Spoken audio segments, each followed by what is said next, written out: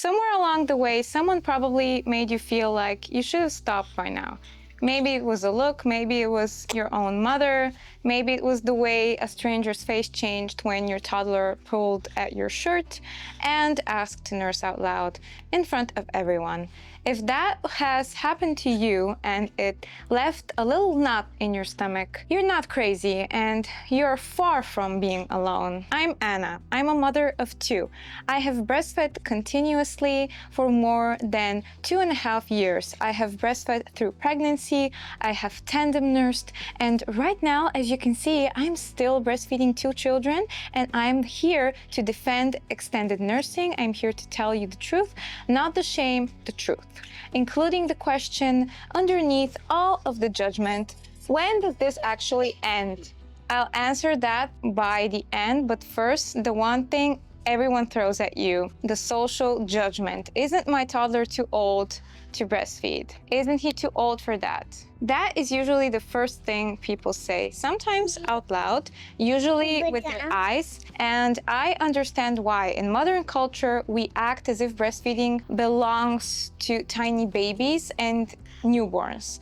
Maybe a 6-month-old and maybe a 1-year-old if they're lucky, but a talking toddler, that makes people kind of uncomfortable, and for a long time that discomfort made mothers feel ashamed, like we were doing something strange, like we were making our children too attached, too dependent, too babyish. But here is what I really find we should stop arguing about this. It's just simply knowing that no, I do not think my toddler is too old. I do not think breastfeeding suddenly becomes useless after the first birthday, and I do not think I need to apologize for giving my child comfort, regulation, immunity, milk, and closeness. For as long as it still makes sense to both of us, for the most of human history, a nursing toddler was not strange, it was ordinary, it only looked unusual now because we stopped seeing it.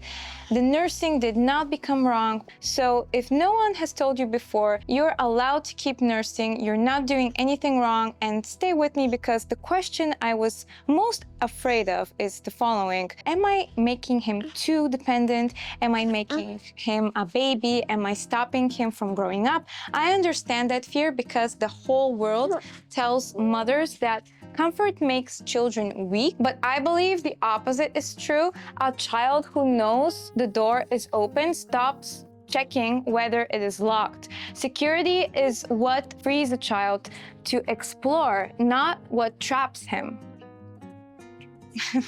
A toddler does not nurse only because he's hungry. He nurses because he's still small, because his nervous system is still developing, because he needs help coming back to calm, because he still needs his mother. And I do not see that as a defect. It's just reality. The independence does not come from pushing a child away before it's ready. It comes from giving him a safe place to return to. Security is not the enemy of maturity. Security is the foundation of maturity. But that doesn't mean that there are no boundaries. Toddler breastfeeding is not the same as nursing a newborn. A toddler has other options too. A toddler can ask out loudly, a toddler can pull at your clothes, a toddler can demand to nurse at the least convenient moment possible, just like now while I'm filming my video, he just comes and he's like, give me the breast. Because apparently toddlers have perfect comic timing. So yes, you can breastfeed and still have boundaries. You can say yes and you can say no. You can say later and you can say only at home. You can say after I finish this. You can say no when the body needs rest. Breastfeeding is a relationship. The child matters and the mother matters too. Now, here's the question I was afraid to say out loud. Am I still nursing him because he needs it or because I do? That question can feel shameful, but I think many mothers feel it because there is a grief inside extended nursing that nobody really warns you about. One day your child will nurse for the last time, and that means a whole season of your life will quietly end.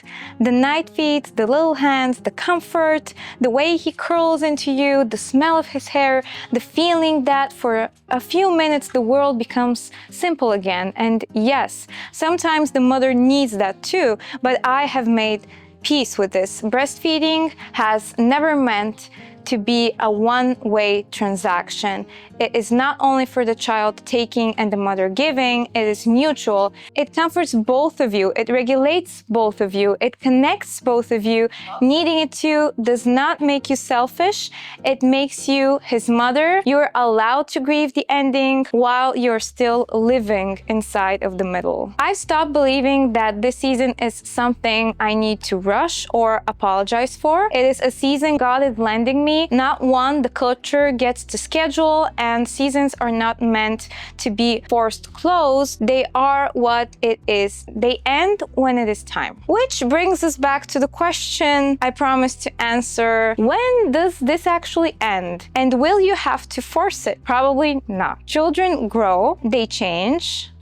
Their needs change. The child who once wanted to nurse constantly start running outside, they start playing independently, they start talking with everybody, they eat whatever they want, they ask for water, ask for snack, getting distracted by the world, and just all of a sudden, one day, the toy, the dog, the sunlight outside in the yard, and the adventure becomes more interesting to them than nursing. That is beautiful, and it's natural weaning. It does not have to be a violent separation. It can be a slow movement from one season into the next. The child moves on because he's growing, not because he was forced to move on. No toddler nurses forever, and you're not going to be nursing a teenager. That fear that you will be stuck like this forever is usually not reality.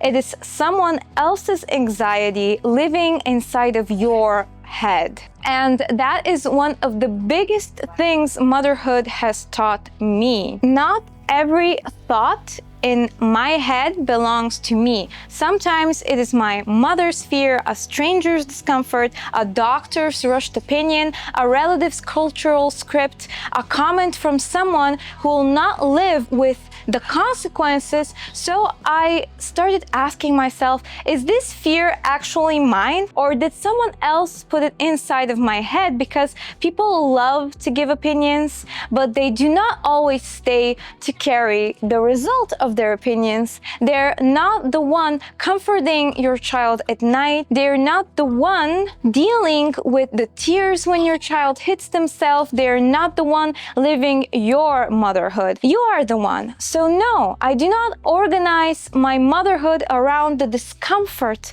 of outside observers. That does not mean I never listen to people's advice. It does not mean I cannot learn and change. It doesn't mean I'm always right, but it does mean that decision belongs first to the mother and the child, and then the real family living the reality. So what do I say to people who judge? Usually, very little. I do not owe every person an explanation. So sorry to tell you, but if I do answer, I keep it very simple. I would say he still needs it. It still works for us. He's not too old for comfort. We will stop when it makes sense for both of us, or my favorite, this is not a problem for our family, because often people are trying to solve a problem that does not even exist. They see something unfamiliar to them and assume it must be wrong.